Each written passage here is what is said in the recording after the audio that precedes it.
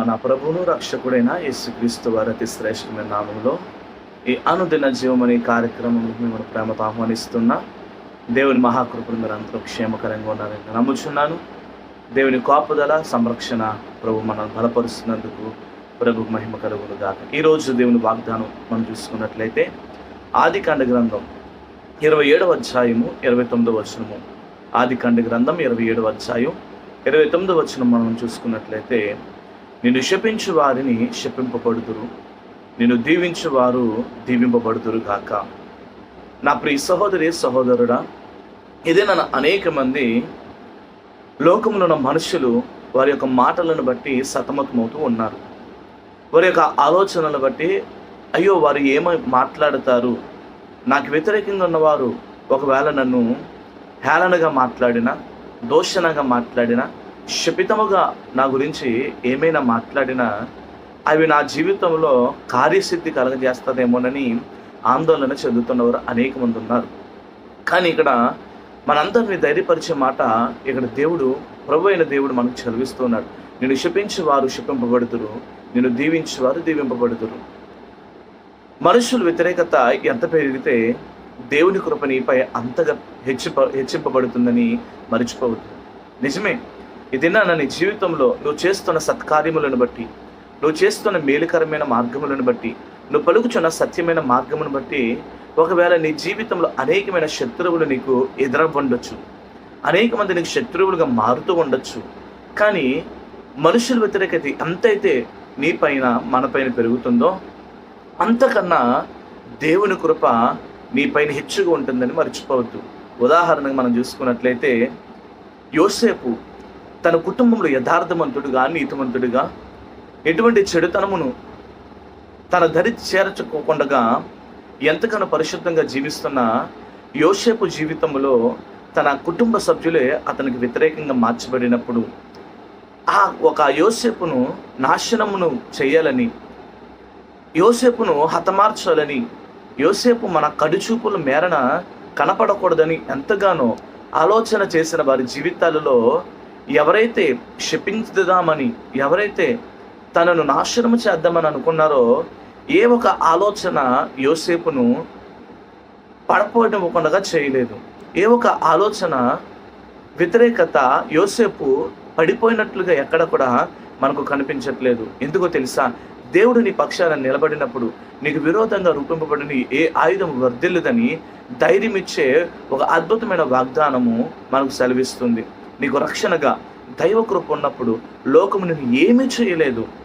నీ జీవితంలో కూడా నీ జీవితాన్ని నువ్వు యథార్థకరంగా నువ్వు మార్చుకున్నట్లయితే, నీ జీవితం ఇతరులకు గొప్ప దీవెనకరంగా మారాలని కోరుకుంటున్నట్లయితే గనక ఆయన వాక్యమును నమ్ము, ఆయన వాక్యమును నంపు, ఆయన వాక్యమును విశ్వాసముతో విశ్వసించు. ఇప్పుడు మనం చూసుకున్నట్లయితే నువ్వు అనేకులకు ఎలాగ నువ్వు ఆశీర్వాదకరంగా మార్చబడతావు, నువ్వు అనేకులకు ఎలాగ దీవెనకరంగా మార్చబడతావు అని అంటే, ఇక్కడ నువ్వు దేవునికి అనుకూలంగా బ్రతికినప్పుడు ఏ శాపము కూడా నిన్ను అంటదు. మరి ఇక్కడ ఇంకో మాట చూసుకున్నా, నిన్ను దీవించు వారు దీవింపబడుదురు అంటే నువ్వు అనేకులకు ఆశీర్వాదకరంగా, నువ్వు అనేకులకు దీవెనకరంగా ఎలా మార్చబడతావు అంటే, దేవుడు నీకు రక్షణ కవచంగా ఉన్నప్పుడు నేను శపించి వారు శపింపబడుదురు అంటే నీకు హాని చెయ్యాలని చూసే వారి ప్రయత్నాలు నీ దరిదాపులోనికి కూడా రాలేవు. నీ పైన వచ్చే ప్రతి నిందను, కష్టాన్ని దేవుడు తిప్పుకొట్టి నిన్ను సురక్షితంగా ఉంచుతారని ఇక్కడ వాగ్దానం చేస్తున్నాడు. మర్చిపోవద్దు.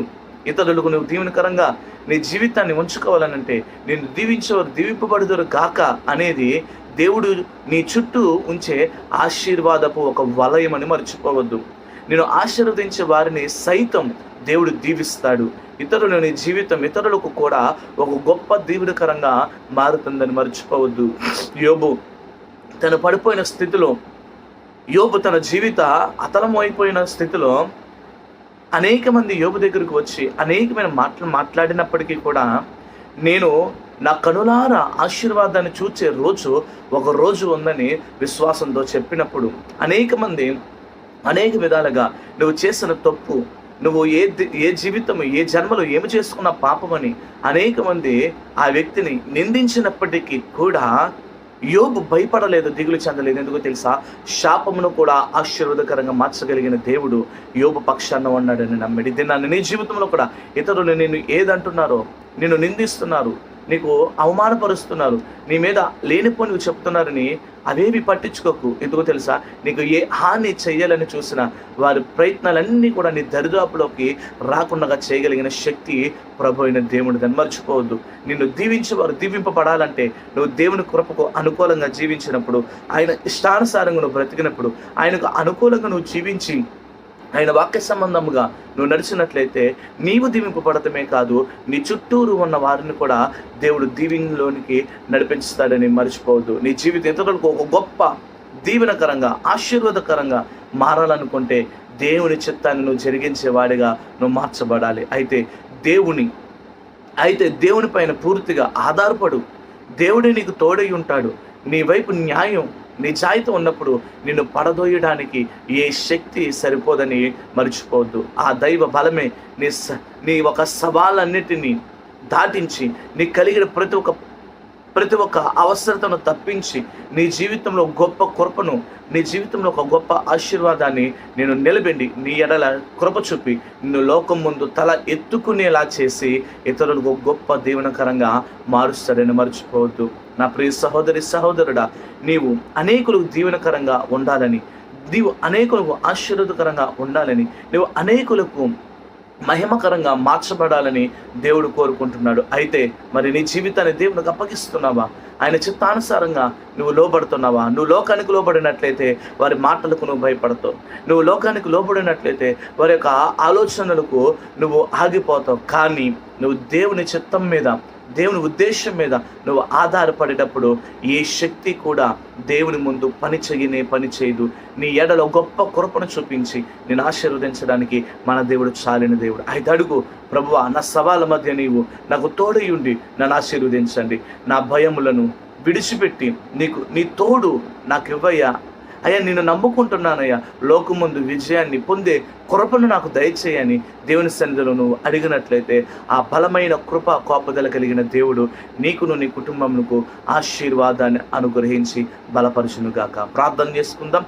మహాపరిశుద్ధుడమైన మా తండ్రి, ఇదే నన్ను ఎంతమంది అయితే వారి జీవితాలు అనేకులకు ఆశీర్వాదకరంగా మార్చబడాలని ఎంతమంది అయితే ఆలోచనలు చేస్తున్నారో వారి జీవితాలలో నీ కృపను చూపి నీ సహాయము చేతని బిడ్డలను బలపరిచి ఈ దినమంతని బిడ్డలు చేసుకుంటున్న ప్రతి ప్రయత్నాలలో, పనులలో, జీవనోపాధులలో ఆశీర్వాదం దయచేయమని యేసు నామములో అడుగుచున్నాం మా పరమ తండ్రి. ఆమేన్. God bless you. దేవుడు మిమ్మలను మీ కుటుంబమును దీవించి ఈ దినమని మీ పనులన్నింటిలో కూడా, మీ జీవనోపాధులన్నింటిలో కూడా, మీ పరిచర్యలన్నింటిలో కూడా దేవుని కృపా కాపుదలు ఉండును గాక. ఆమేన్. God bless you. అందరికీ వందనాలు.